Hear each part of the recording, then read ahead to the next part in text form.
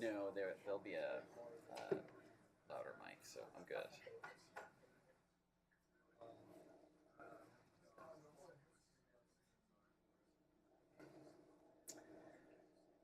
Good morning, everybody. It's good to see you all. Welcome to another Grand Rounds. We have a very special visitor with us today. Nura Elmagbari is director of the Portland Refugee Support Group. She is dedicated to working with refugees and immigrants by empowering them to become independent and effective members of society through education, psychosocial support, life skills training. She has a background in neuropharmacology, a master's degree from the University of Colorado, and she's been involved in a number of support and volunteer capacities. She is also a middle school teacher, a parent, an author, a business owner. She wears many hats, and today she's here to talk to us about some of the refugee experience that we experience here in Portland, and we're very pleased to have her with us here, Ms. Elmagbari.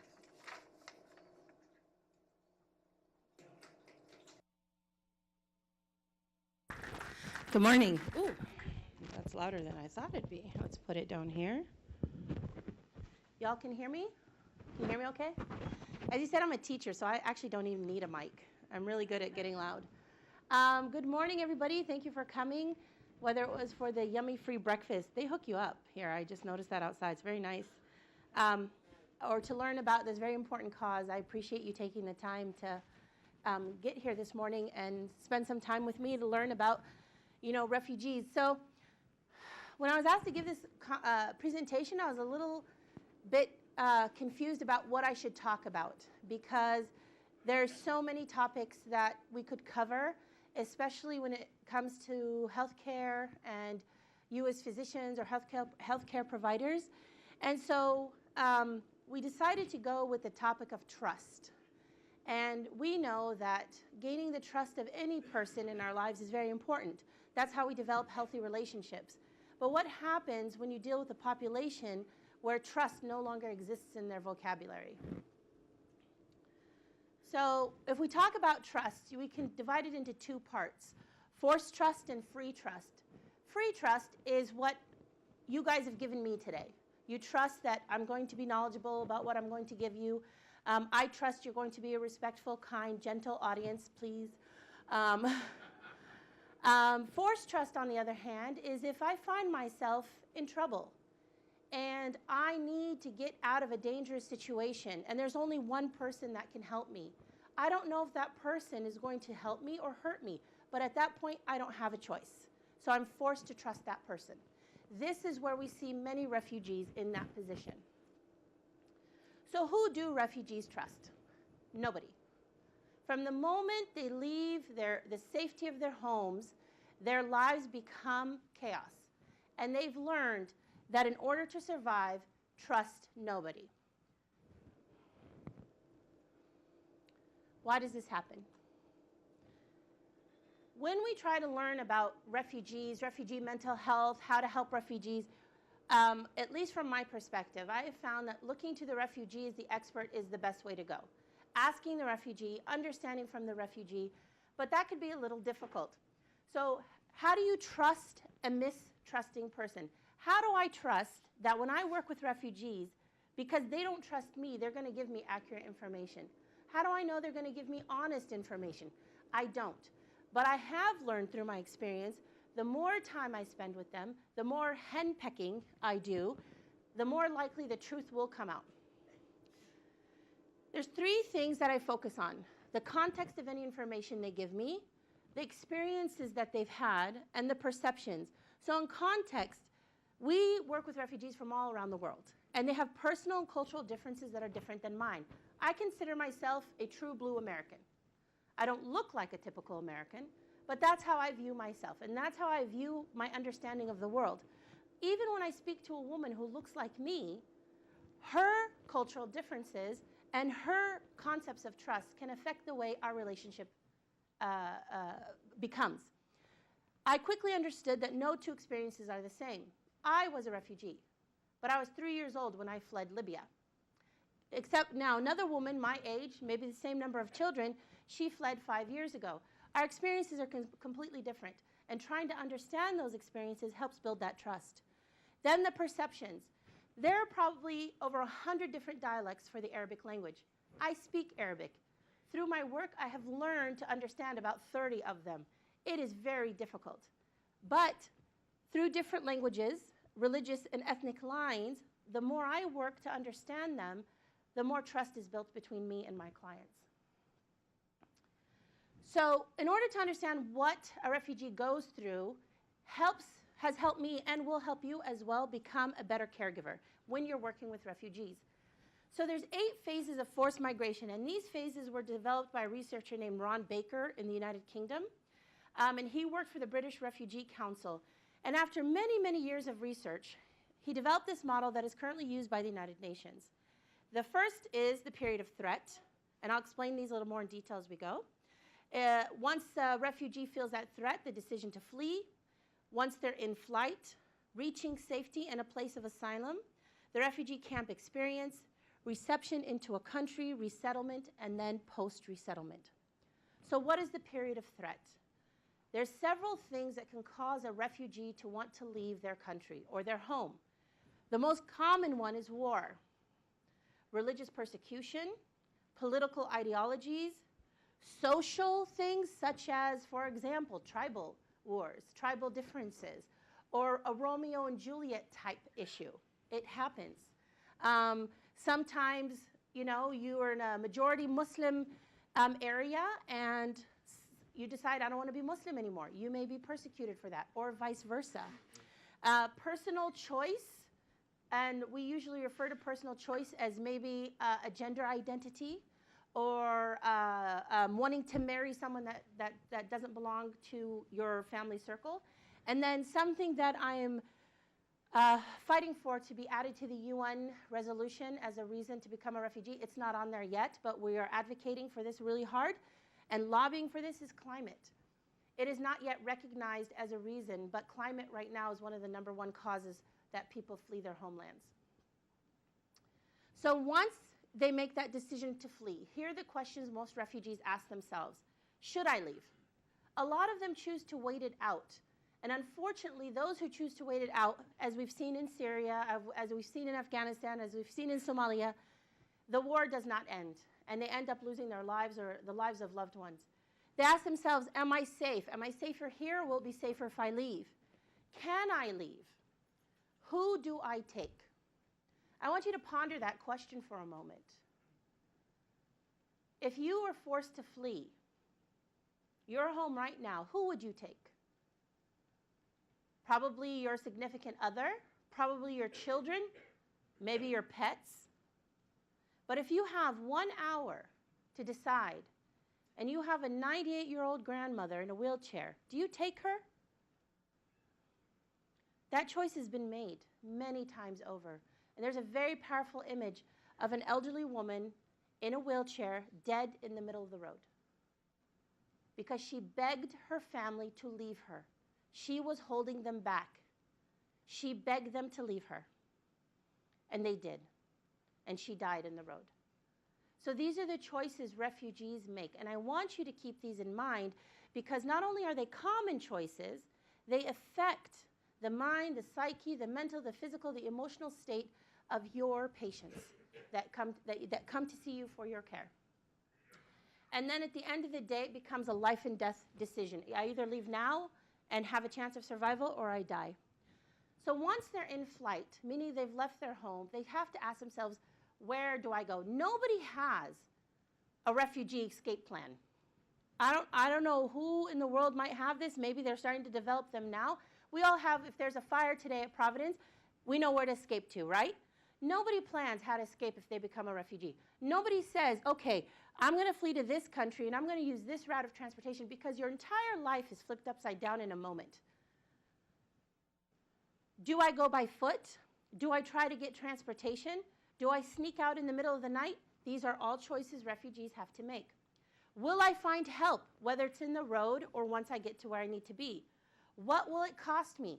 It's not just about money. Working with refugees, we call it the bag.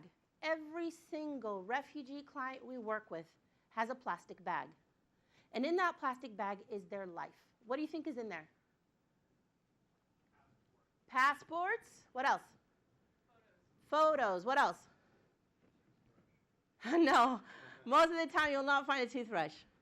Marriage certificates, birth certificates, immunizations, medical records.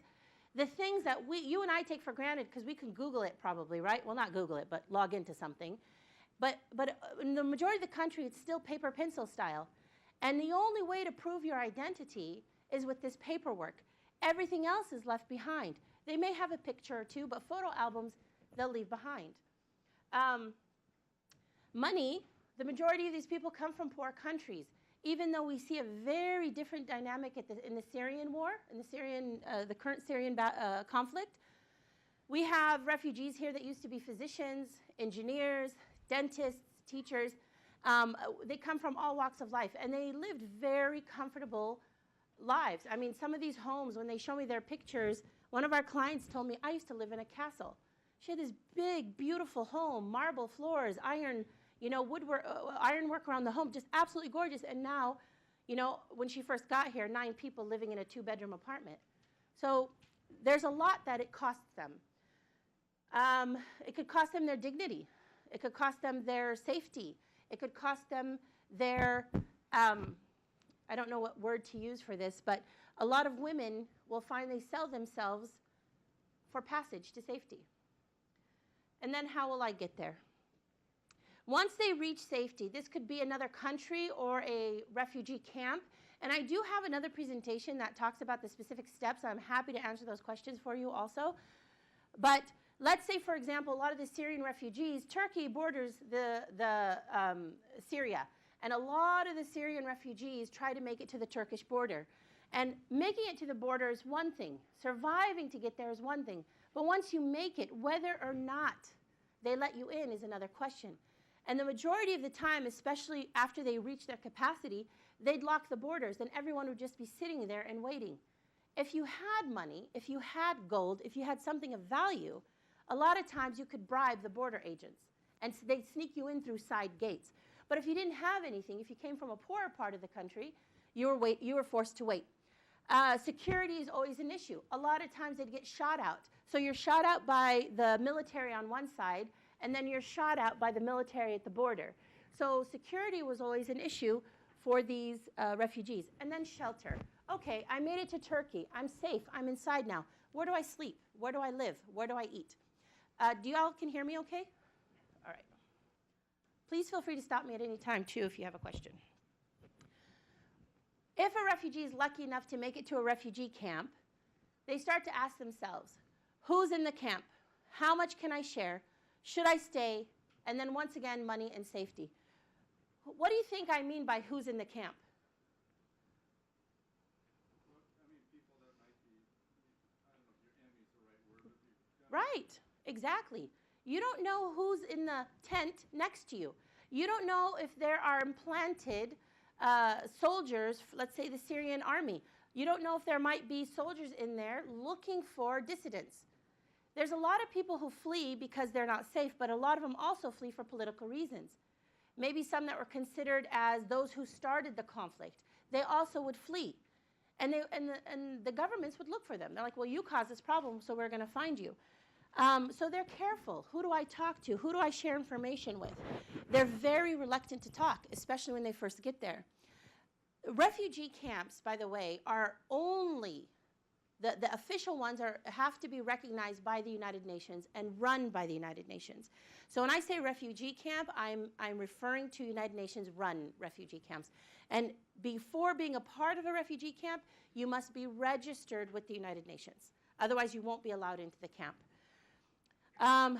Should I stay? Some refugees have the option to stay in the camp or they have the option to leave. If they leave, at that point, they no longer have a legal status.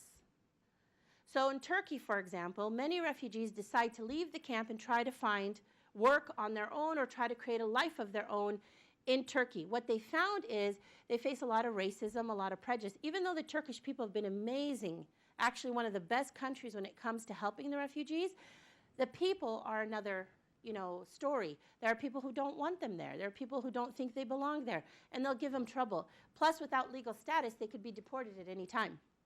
Money, trying to make money in a refugee camp. We have what's called refugee pirates. These people come in and they sell cigarettes and candy and other contraband, but they also traffic. And so, sadly, a trend right now is families selling their daughters to rich, old men who want a young bride, and this is one of the only ways that these families will find an out of the terrible situation they're in. And then safety. There's a lot of murder at refugee camps. There's rape. There's abuse. There's torture. Things happen in refugee camps, and the numbers are so staggering, and the amount of people to watch over the refugees is not high enough. These problems are going to happen. So sometimes people find themselves in situations that they never imagined they'd be in, and all they care about at this point is survival.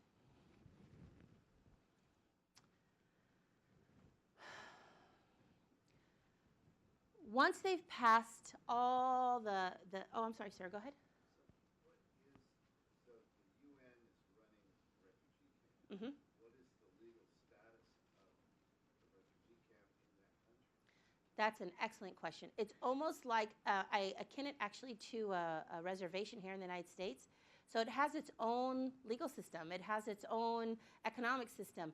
It's not part of that country. It's an area that is designated by the United Nations, run by the United Nations, and everybody in the camp, registered in the camp, is considered a world citizen. That in the legal immigration title they have is refugee. So that title is what allows them to be placed in a different country, okay? Does the country that's hosting, can they legally send police or army or whatever? They can. But most of it is United Nations soldiers, United Nations peacekeepers are usually what's in it. But yes, Turkey is a good example of that. They patrol the borders and they patrol the camps regularly because they don't, in fact, Turkey banned the sale of girls. Men from the Middle East would come and purchase young girls as brides. And so Turkey actually banned that practice. So no girl, if they see her leaving the airport and they tell her, who are you, if she's under a certain age and she is a refugee, she won't be allowed to leave the country. Excellent question. So reception into a country, this is, the resettlement country, not the resettlement country, the refugee camp country. Will I be accepted? Will I be safe? Will I be able to survive? Will I be kicked out? I'm sorry, this is reception. So once you're in a refugee camp, I always like to do that presentation before this one. It helps make more sense. So once you're in a refugee camp and you register with the United Nations, the process begins for you to be resettled. That resettlement can happen in any country in the world that accepts refugees. Oh, excuse me. Sometimes, who wants to guess what the average wait for a refugee is in a refugee camp? What's the average number of years you wait? 5? How many? 7? Anyone else? 22. 22 years. So everything our current political leader says about just getting into camps and being rushed over here, it's a complete lie. There's a 20-step process to get a refugee vetted to enter the United States of America. And it's unbelievably scrutinizing. It's unbelievably detailed.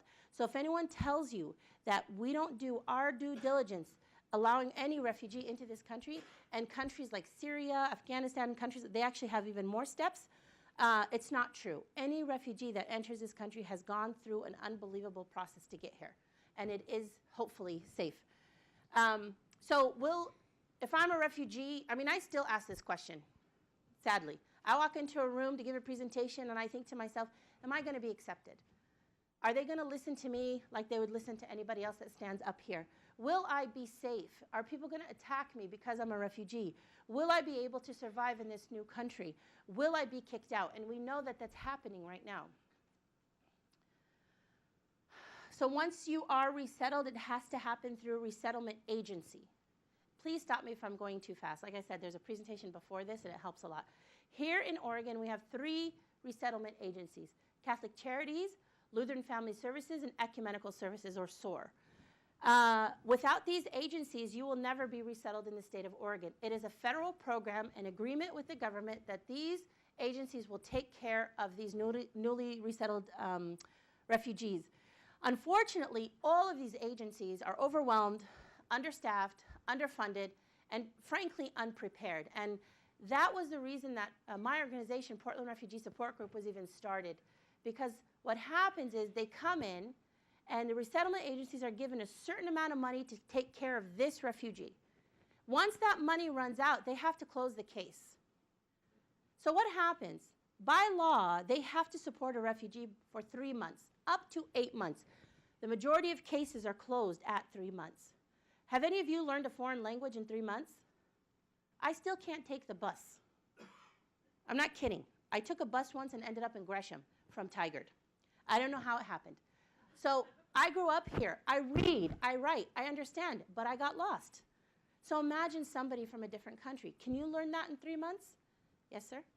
My understanding is those three agencies that you're talking about, actually, instead of being allowed for them to work together, which I know they do, but they're competing for funding. Oh, yeah. And that creates a really weird dynamic. Can you talk about that? Absolutely. You're 100% right. So there is this database, and when a refugee is accepted for resettlement and they go through the process, their name pops up on a database. And there are people at these resettlement agencies that are sitting and watching this database. As soon as that name comes up in all of their biographics, they say they will hit a button that says, that's mine. Because for every single refugee, that agency receives funds. We can talk about the money later, like how much it actually is, but there is a lot of competition because of the funding that they get from the federal government. Now, when that funding was cut, there was a huge issues created in the resettlement agencies. And I think of all the agencies, Catholic Charities has handled it the best. Catholic Charities created a pot, and they would take a little bit of money from each refugee and put it in this pot. And what that did was, it was kind of like emergency money, and they would use that money to help those refugees that were struggling financially. Because if I'm a family of 12, and as a refugee I get about $1,006, $1,007 per person in my family, that's about a $12,000 lump sum of money that can help get me settled for at least up to a year. But if I'm one or two members of a family, and I'm only given about $2,000, $2,500, that's going to last me what? A month, right? Especially in Portland's housing market. So what Catholic Charities does is they use that pot to help those kind of families out and those kind of individuals out. So a lot of times promises are made and they're unfulfilled, once again because of the situation we talked about. So where do refugees go for guidance? They're here and they're trying and they want to survive, and they're just happy now that they're in the gold, they believe that USA, the streets are paved with gold and the trees drop honey. Truly, they have this idea of what America is like, and that they're just going to live without having to work or do anything. But at the end of the day, they're just happy they're safe. They're happy their children are safe. They're happy they made it somewhere where there's clean water and they're able to take a shower. So as a refugee, keep in mind, all of this, our topic is trust. And if you think about everything they've been through so far, they're going to look towards the people who brought them here. And it's the refugees, it's the resettlement agencies that they will go to, hey, how do I learn English? Hey, how do I get a job? But when the file is closed in 3 months, the refugee resettlement agencies will say, oh, I'm sorry, we can't work with you anymore. You need to go find help somewhere else. So there is an agency called IRCO. IRCO works with refugees and immigrants up to 5 years, helping them find jobs, helping them find education, training opportunities. But even IRCO is understaffed and undersupported. They look towards religious leaders. This is a big one. The majority of the majority of the refugees in the world right now are Muslim. And it's not because Muslims like war. It's because it's the nature of the beast right now. 99% of the clients we serve at Portland Refugee Support Group are Muslims.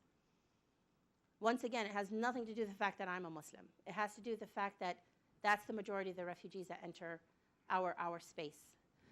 And so when they run into trouble, they will try to find an imam, a sheikh, a masjid, a mosque, somewhere to go for help. Here in Portland, we have several, but they're not equipped to deal with refugees. They have no idea what to do. Community leaders, someone like me, someone like my husband, someone like, I'm sure here at Providence, there's a go-to person, right? That is your community leader. That's who refugees will look for as well. Family that already live here, and as a resettlement, kind of just a rule of thumb, if resettlement agencies are able to, the United Nations is able to, they will try to place refugees with family if they live here in the United States. And that, we have found through our research, really exponentially improves the chance of success for these refugee families. Yes, sir? That brings up another question, and that's, does the State Department or the particular state, choose the country with the refugee that they are being accepted? They'll actually ask them. So they'll look at, the United Nations will look at what countries are accepting refugees right now, and they'll ask them, hey, where do you want to go?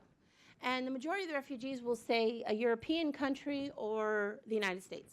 That's, that's their ideals of where the perfect place to live is. Then they'll ask them, okay, you want to go to the United States. Do you have a state in mind? Do you have family that live there? Would you like to live with your family? Then they'll look for a resettlement agency nearby. The State Department is heavily involved in the vetting process. And then they look towards professionals. Doctors are worshipped by the rest of the world. Doctors are considered God's gift to man. I know doctors are respected here in the United States, but it's more of a, here in America, you feel it's more of a title, more of a prestigious kind of thing. You went to school for a long time, you really earned this degree. In the rest of the world, it's for your knowledge. They respect you for the fact that you can help me get better. They respect you for the fact that you have this knowledge from God, from a book, or whatever you guys believe. But that's why the rest of the world respects physicians. So post-resettlement, after the resettlement agencies are done, all of the refugees, I don't care who you talk to, are out of money. They still don't speak the language. They end up in low-paying jobs. They have very low prospects for success, any kind of promotions, any kind of training, and that all comes back to the language. Reality starts to sink in, and once again, they feel betrayed. They came, they had all these high hopes, the resettlement agencies, no, we will pay the way for you. And then they say, oh, sorry, your time is up, you have no more money, you're on your own. You feel like an 18-year-old just got kicked out of your house. You're on your own, but you still don't have the skills to survive, right? We see, in fact, in our last data census, we found that 95% of our clients still suffer from depression. So how are you supposed to succeed? Depression, anxiety, PTSD, nightmares, all of this sinks in once the resettlement agencies say, we're done. So I survived using survival brain all this time, and now I'm starting to shift my thinking into learning brain, and I can't just yet. I'm pushing that rock up the hill. It's a super heavy rock, and as soon as I think I've made it to the top, something happens, and that rock rolls all the way back down, and I need to start all over. It doesn't do well for health, it doesn't do well for your mental state, and it doesn't do well for your trust. Yes? What is your name? I don't...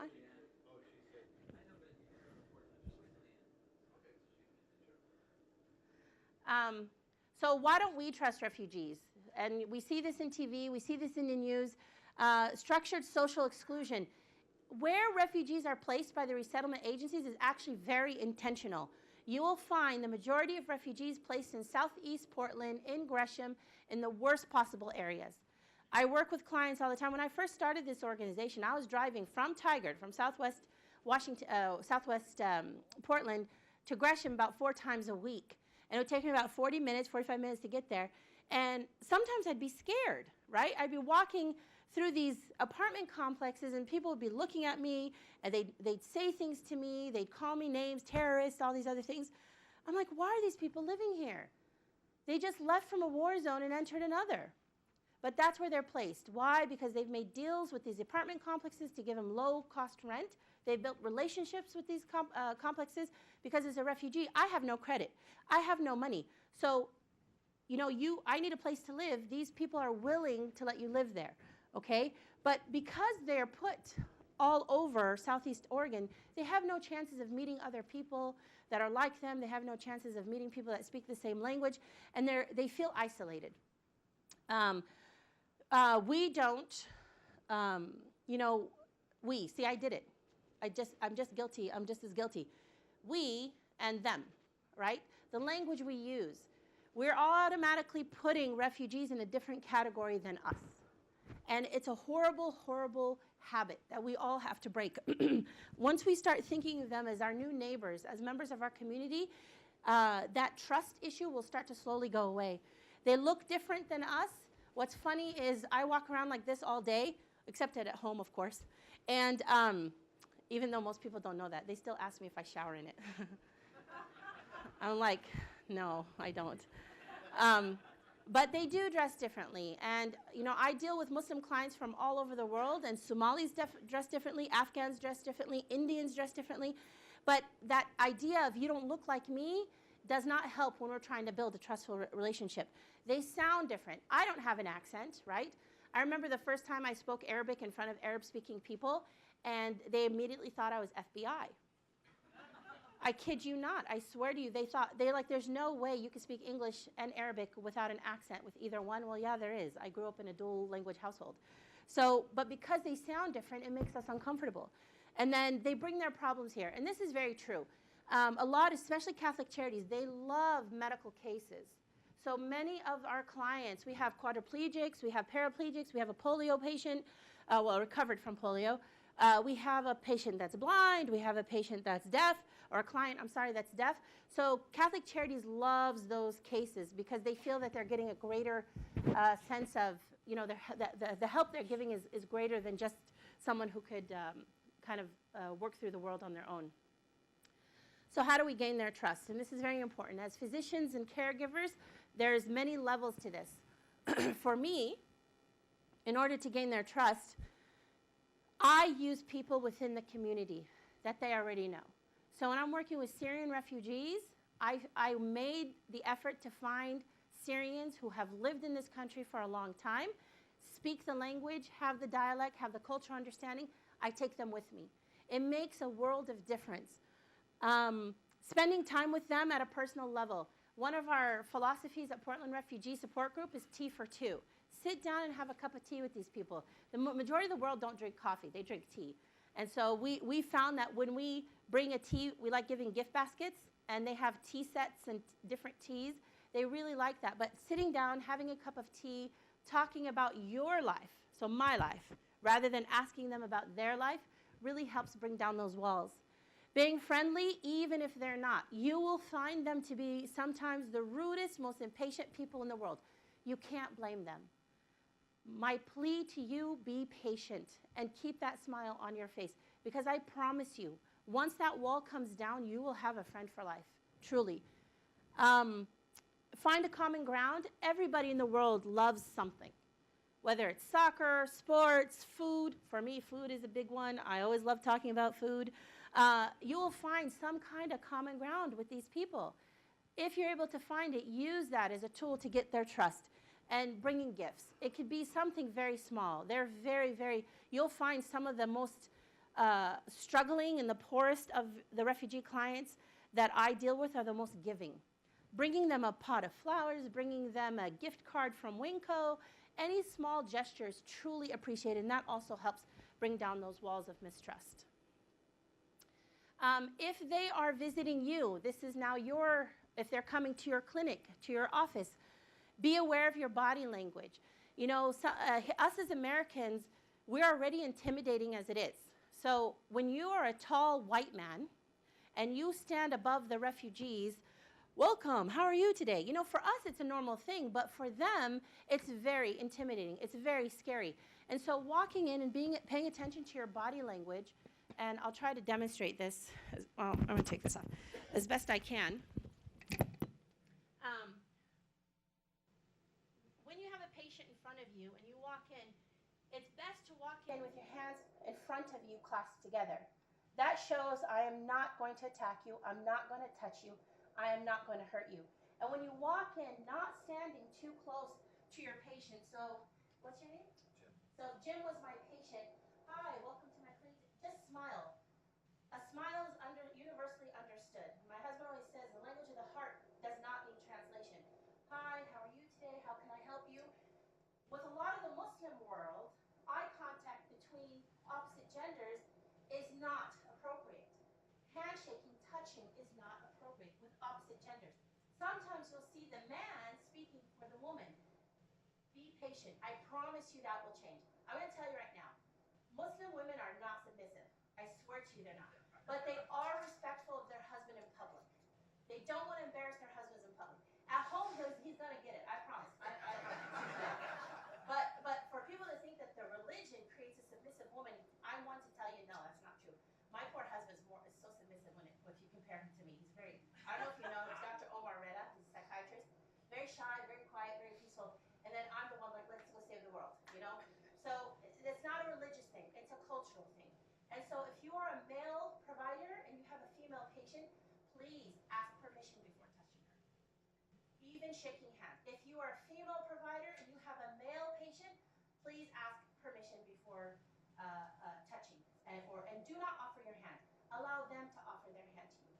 And if they do not look you in the eye, it is not a sign of disrespect on their part, it's actually a sign of respect. They're showing you, I respect you. Because, you know, how many of you have defiant children? I have. Okay? And what do they do when they're angry at you? They look you in the eye and they do not break that, you know? That's her way of showing me, I respect you right now, right? So that's how the rest of the world views eye contact. But here in America, we have that different view. But in this context, in order to build that trust and that healthy relationship with that refugee client, think about what's going to make them comfortable. Do your homework, which you just did. I just taught you something. Don't ask potentially traumatizing questions unless you are trauma trained. This is really, really important. Do not ask your client to tell you about the war. You could trigger something in them. Do not, be very careful to not drop your clipboard. I know a lot of doctors do that. They'll drop their clipboard and it makes that sound. Be very careful because anything can trigger these patients. They're fresh out of war. Unless you are trauma trained. I know all of you are probably trauma informed, but there's a big difference being trauma trained. So unless you are, please do not open that can of worms because you could do a heck of a lot more damage to that client than just, you know, everything they've been through until they got here. Do not use medical jargon. So you have hydroencephaly. It's better to say, you know, there's some water building up in your brain. Did I get that right? I'm trying to remember my training. It was 20 years ago. You know, it's better to be very simple. Don't insult them. Don't assume they're not educated. Like I said, some of our refugees are doctors and lawyers and engineers. But just off the beginning, to build that relationship, keep it as simple as possible. Don't insult their intelligence. Like I said, family is a huge, huge component. Okay, we have something in America called HIPAA. And I appreciate HIPAA. You appreciate HIPAA. These families don't. They will attack you if you don't tell them what happened with their cousin. Or even worse, their third cousin once removed. Don't think an entire family does not want to be in the room. In the rest of the world, family is a very big deal, especially for the majority of the countries, the top 5 countries that are sending refugees are all Muslim countries. Okay? And in the Muslim world, family is a huge deal. And so you could have a patient, I'm sure some of you have experienced this, where there'll be 5, 10, 15 family members in the room. And they all want to know what the next step is. But you cannot tell them, right? So I'm going to tell you a trick. Are you ready? Find the kid who's looking at you and smiling. That's your go-to person. The youth are your advocates. The youth are your way in. They're smart, they want to learn, and they want to understand. And they've spent enough time here to understand there's rules we have to follow. These kids, we found, are unbelievably helpful when we're trying to explain why I cannot tell you what's going on with your son. He's an adult. The rules are the rules. I can't tell you. Does that make sense? So you got to also be smart. Play detective, play, you know, devil's advocate, play what you got to do what you got to do. But at the end of the day, your job is to take care of your client. And if you need help and you find yourself stuck, there's always resources in your hospital that are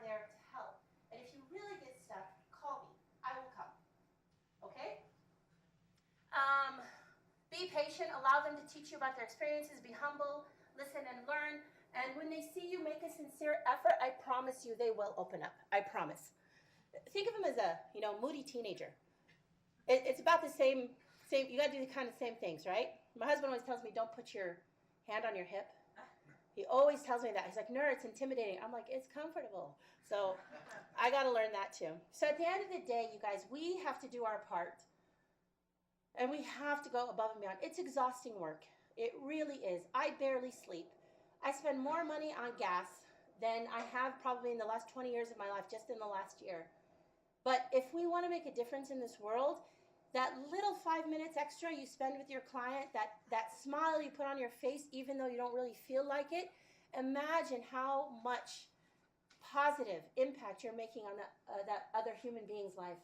And then they need our support to succeed, and find the agencies to help. Like I said, there's ERCO, there's ICO, there's us, like Portland Refugee Support Group. There is, there's all kinds of agencies in the Portland area. I have them listed on my website. Portland Refugee, I have a business card too. I'm happy to give you guys if you ever need help. Just let me know and I'll be happy to oblige in that way. So if you have more questions, I'm very happy to answer them for you.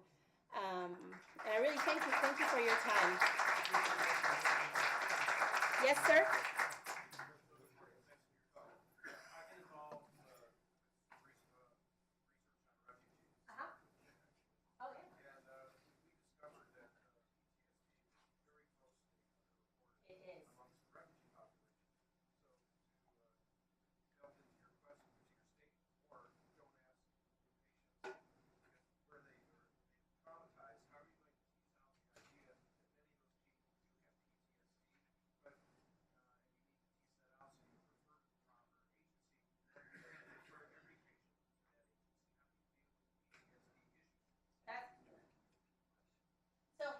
He was saying that PTSD is one of the most underreported diagnoses among refugees, and one of the reasons that happens is because as caregivers we don't want to jump into that, what caused your trauma, what happened, why are you here, and so it gets missed. And so he's saying, how can we make sure that it doesn't get missed, but we can't send everybody to the agencies that can help. So one of the things we do at Portland Refugee Support Groups is we have monthly psychosocial potlucks. We found through our research that the social aspect is extremely important to the success of these refugees. Finding like-minded people in the same situation has helped them feel I'm not alone. People are suffering just like me, and they go to each other, oh, you did that? Well, this helped me. Why don't you try this? But during those potlucks, Dr. Retta does a lot of plain art therapy with the children, and he gives lectures and discussions with the adults. And what we found through those lectures is we're able to tease out who's suffering from PTSD. So Dr. Red is lucky. He's a psychiatrist, he's also a refugee expert, and he's trauma trained. So he knows what to do and how to do it. He also has a team that he's training that help him and work with him. And that team eventually are going to become community workers, where Omar will send them out to different refugees that have been referred to us by caseworkers that will say, you know what, I notice that every time a door shuts, he jumps and turns around. I'm sure all of you are trauma trained, right? I think you're becoming a more trauma-informed model of care here in the Providence system. So trauma-informed means that you're able to recognize those signals of, that jitteriness, that inability to look up no matter what, that need to turn around and have my back to a wall all the time. These things indicate trauma. And so referring them to a mental health provider, unfortunately right now in Portland, we have one mental health provider who's culturally aware, trauma-informed, and speaks Arabic. That's Dr. Retta. So you can imagine his schedule. In a few days, less than a week, he's going on a trip with the United Nations to Bangladesh, because he's going to be training Bangladeshi and Rohingyan providers how to work with Rohingyan refugees. So the task is daunting, right?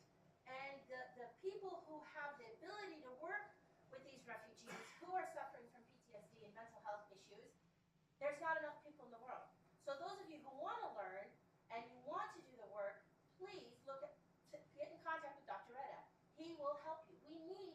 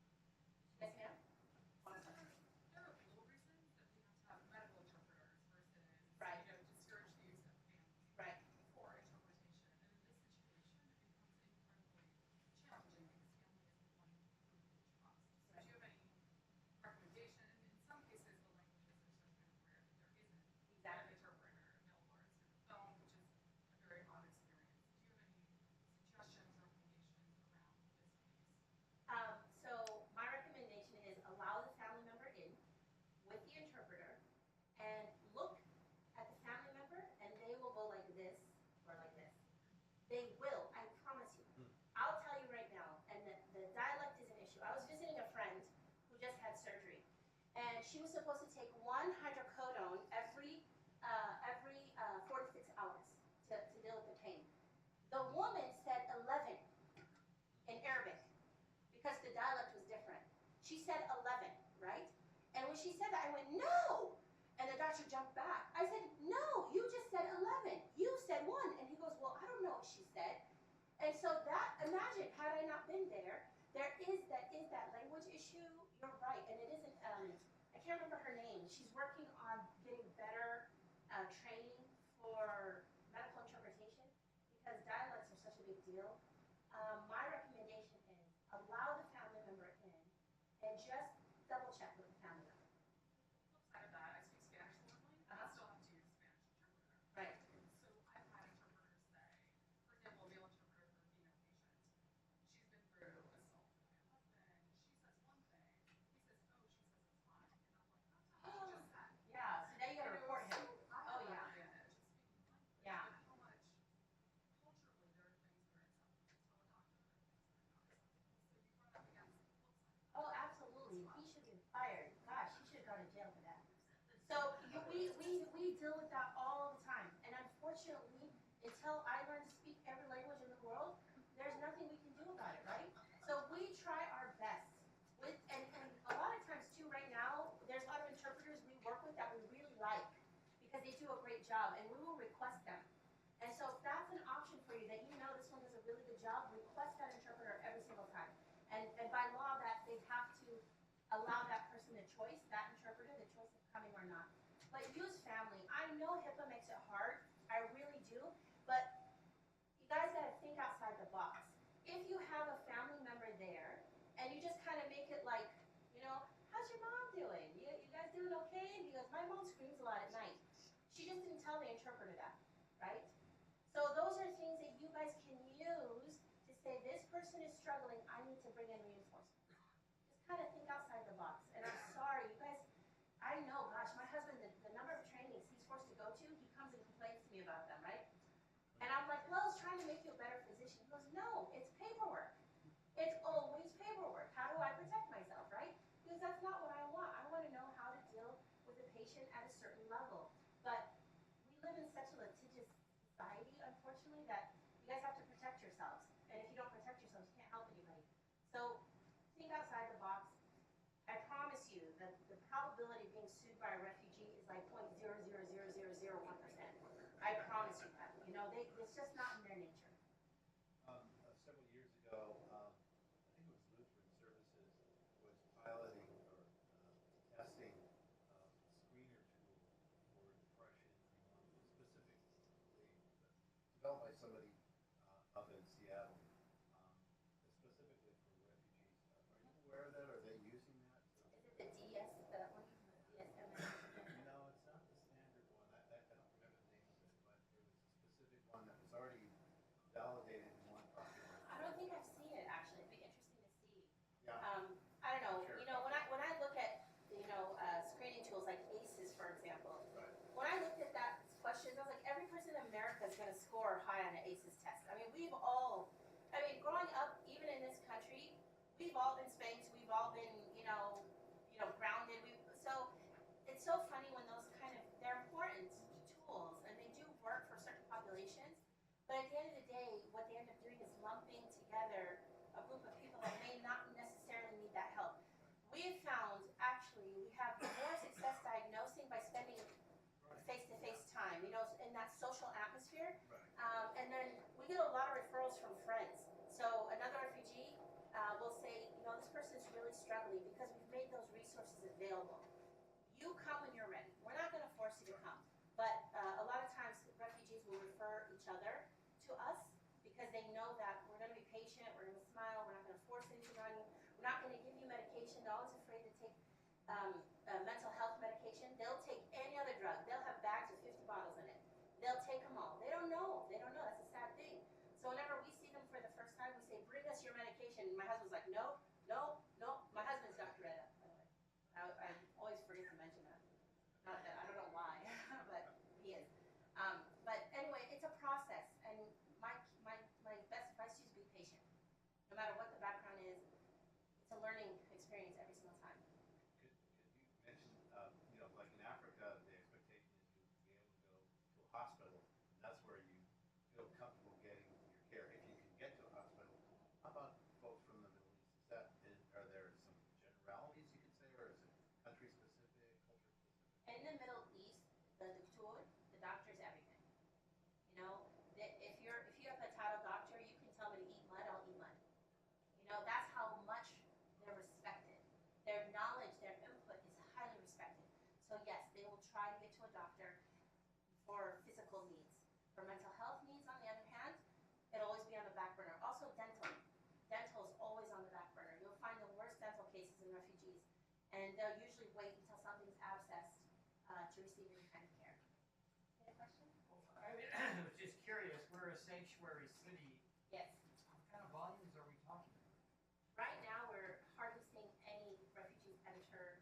We're seeing about 1 to maybe a week, and they're coming mostly from Burma, the Burmese community, from some from Afghanistan, some from Iraq, but we're not seeing the same numbers when we have that heavy influx of Syrian refugees where we're getting 10, 15 families a week.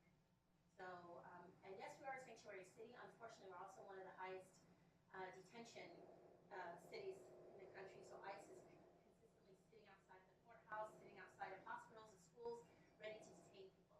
Refugees have legal status. Okay, so in immigration we have titles, and then you can be an asylum seeker. The difference is an asylum seeker is already in the United States, and then they apply for asylum. They say, I need to stay here because I'll be safer here. A refugee has to apply from outside the United States, then come into the country. So all asylum seekers are refugees, but not all refugees are asylum seekers. But refugees have much more stronger, more sturdy legal status here in the United States. They're eligible for benefits, they're eligible to work, they're eligible to go to school. Asylum seekers are not eligible for benefits. They're not eligible for scholarships, some kinds of scholarships, for example. There's a big legal difference between the two. And then asylum seekers can be deported if they're not in a, if their paperwork is not up to date, if there's a discrepancy in something, even before they've been interviewed, they can. Some of our clients have been deported. Yes, sir. Just a question of metrics, I guess. How many refugees do we have in the Portland area? That's a question. And then what ethnicity, just again, what percent? Do you mind turning I actually have an infographic on that. I could show you real quick. And let me. Do you mind turning on the?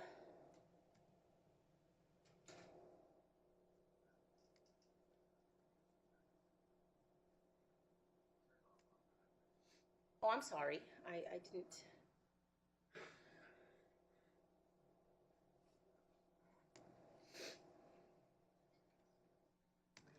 So here in Oregon, as of 1975, Oregon has resettled 65,832.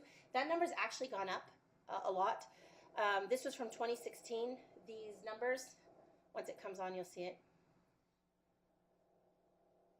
The majority of the countries that settle in Portland come from Cuba, Burma, Bhutan, Iran, Iraq, and Somalia. And this infographic was created before the Syrian crisis.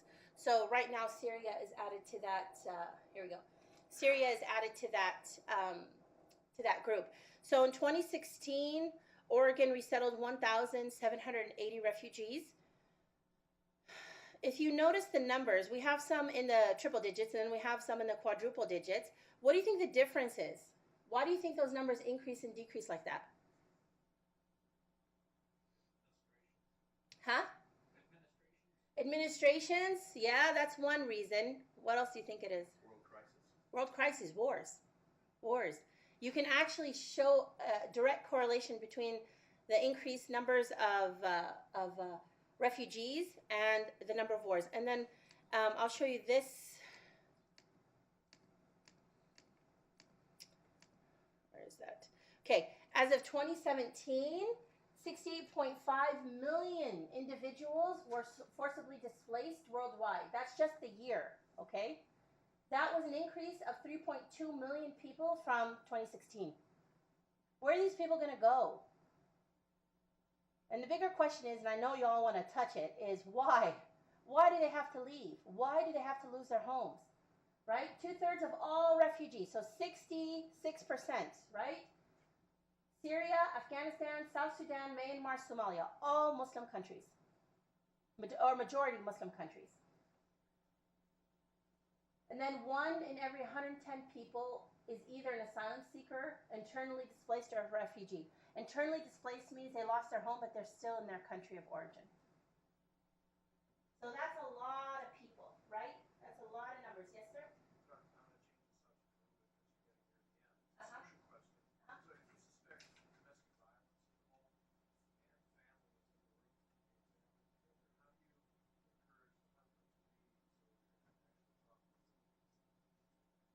One, don't be a man to ask that question.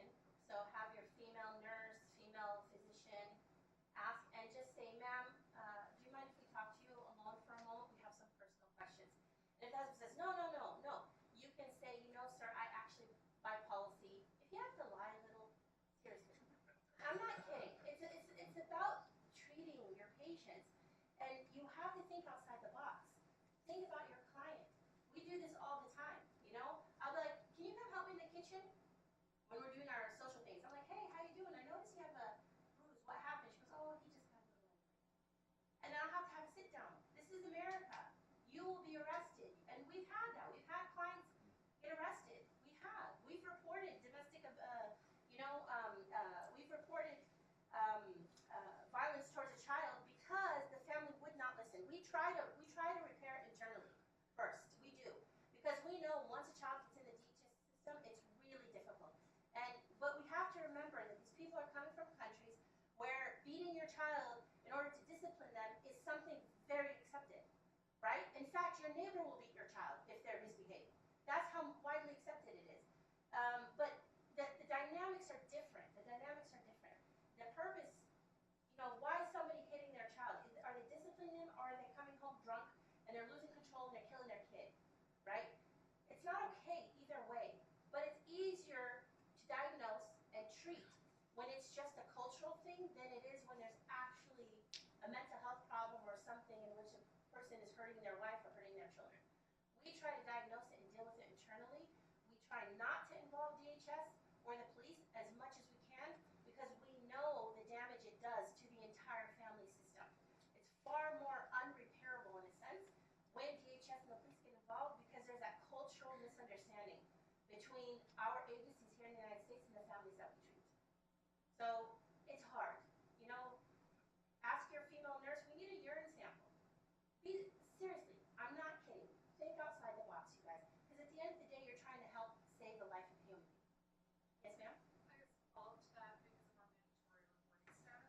Oh, do you gosh. recommend reaching out, for example, as an intermediary step to someone like you, to Yes, your agencies, please. to get one of you Yes. involved Please. prior to making that phone call to the police? Yes. I mean, Please. it's Because a fine line we have to walk. I know. And so I'm considered an agency. So you have to report to an agency that can help diffuse the situation, right? I am not a legal or government agency, but I am an agency, and we do step in. We have a great relationship with DHS. Asylum Social Services of Oregon State has an amazing relationship with DHS, and DHS has actually come on board. Even if you do call DHS, they're much better about contacting us or contacting the religious leaders around to get help before jumping the gun. And that took a lot of work. We spent a lot of time saying, hey, please, listen, before you take this kid away, can we talk to the family? Can we be in the meetings? Can we be involved? And Leila Hajju, she's the current head of ISOS, Asylum Social Services of Oregon State. She's done unbelievable work to make sure that relationship is healthy between us and DHS. So even if you call DHS, you can recommend to DHS, I'd also like to get this organization involved. You haven't mentioned anything about Central America and the problems on our southern border. Thank you.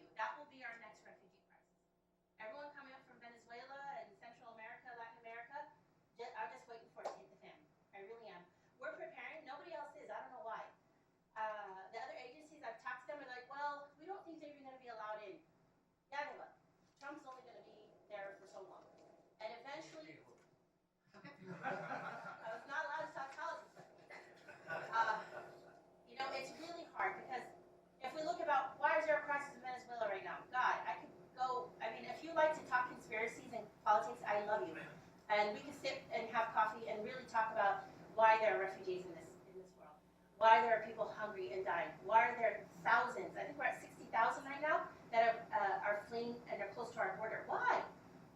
Why? Why can't they stay home? Why can't they live in their beautiful, lush country? There's a reason that, why are their governments so crazy? You know, that's a talk for another day, but nobody is addressing this, and you're 100% right. But we're trying to prepare our staff for the chance that we're going to have a huge influx in the Latin community, and hopefully our community is going to be prepared, because I do think Oregon will be a very welcoming state. What's your website? Good question. www.pdx, so like Portland, PDX, RSG, Refugee Support Group.org.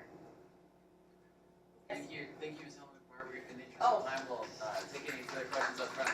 Yeah, I can ask questions more. Thank you for your time. Thank you so much. Oh, you're welcome. I hope that was okay. Oh, wonderful, wonderful job. Really appreciate that.